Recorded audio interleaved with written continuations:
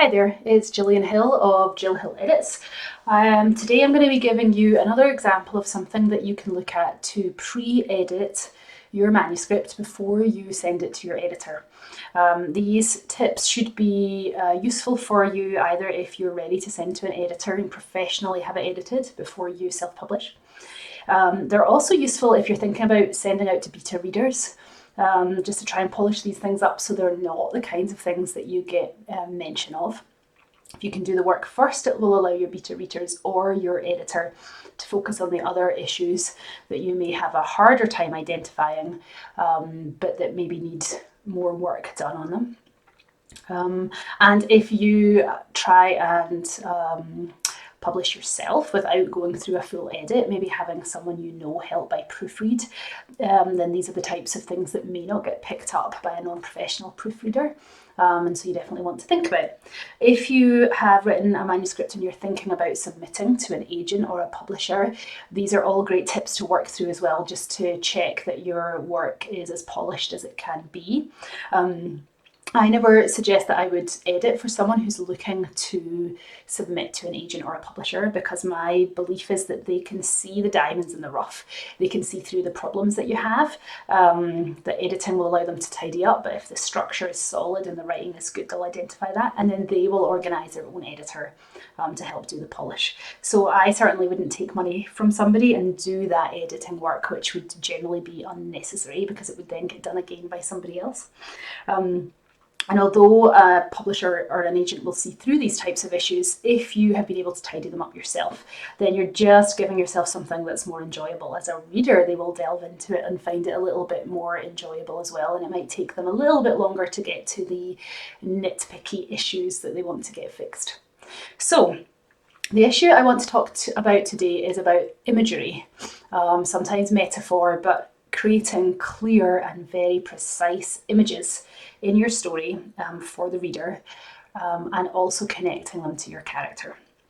So when you're writing a first draft, and especially as a beginner writer who doesn't know how to go back and change this later, it's really not uncommon to use kind of generic, cliched and the most obvious example of something.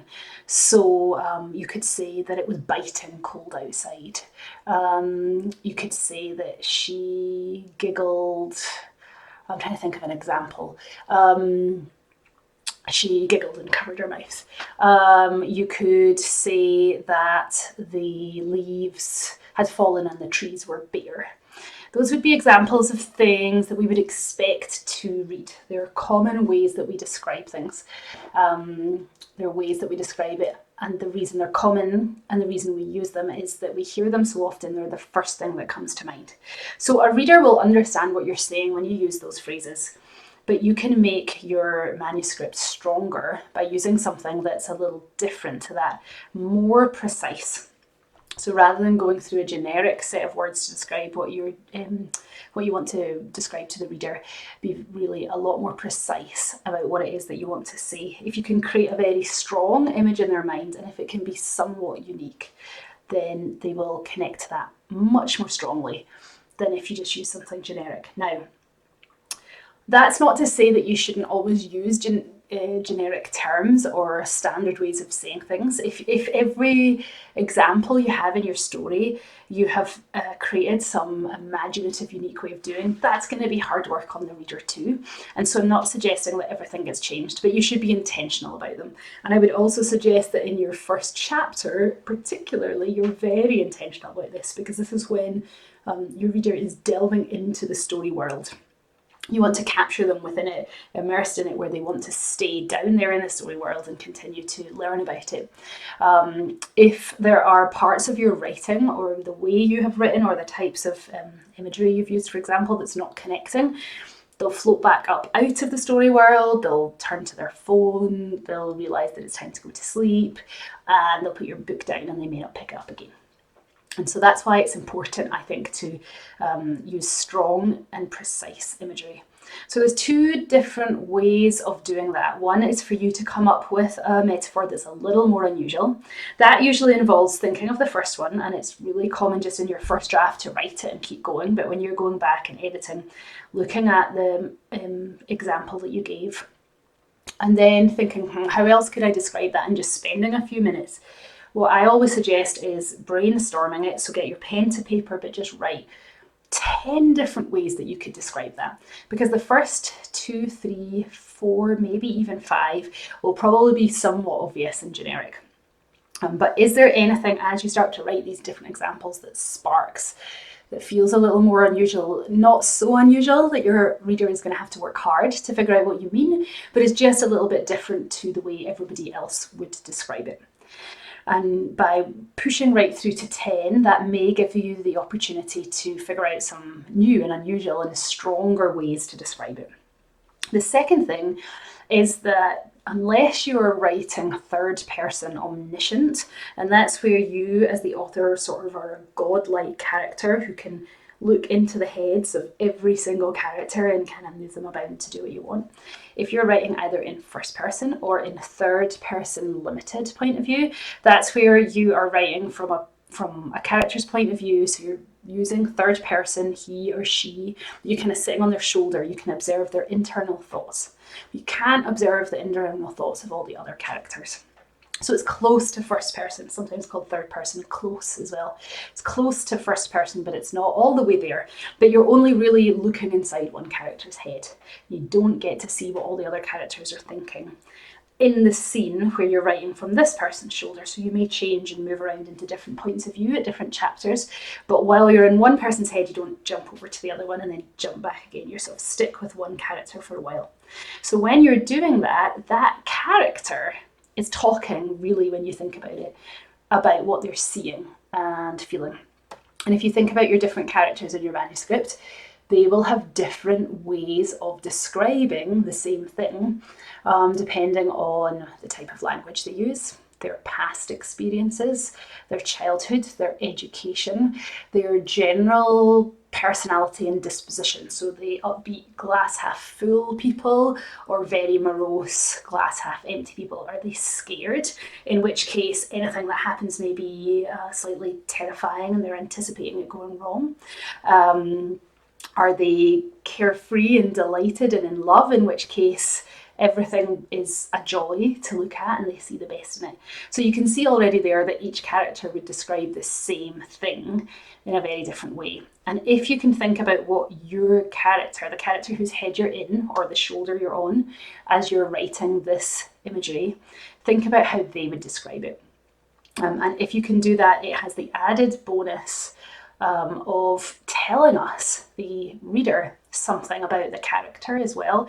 It gives us a little bit of insight into their personality, maybe the feeling, the emotions that they're experiencing at the point in time where they see the thing that they're about to describe or interact with somebody, and how they feel about the interaction.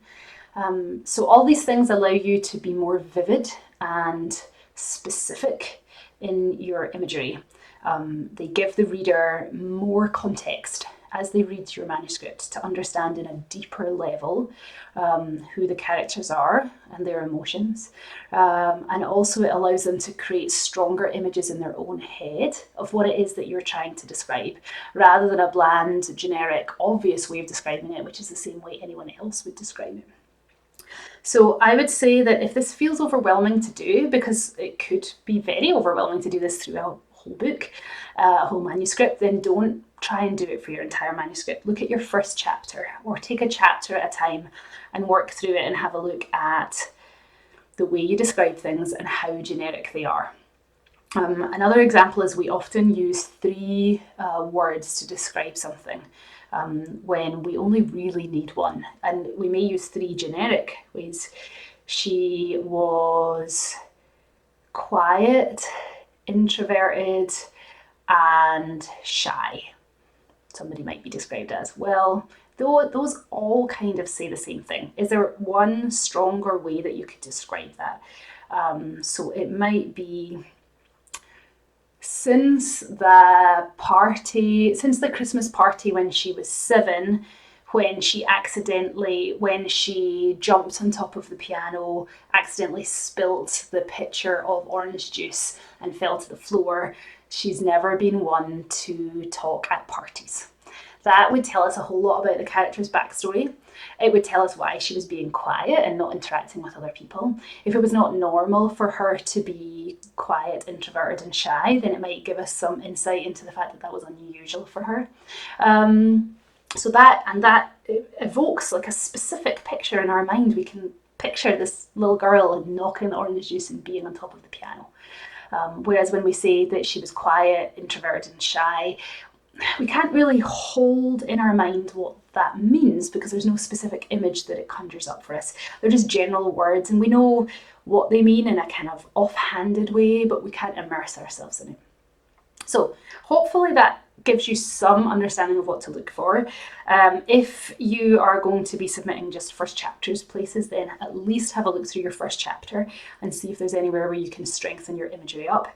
This is another one of these pre-editing skills that once you've got your head around it, once you've noticed it in your own writing, you hopefully will start to notice it more as you continue to write.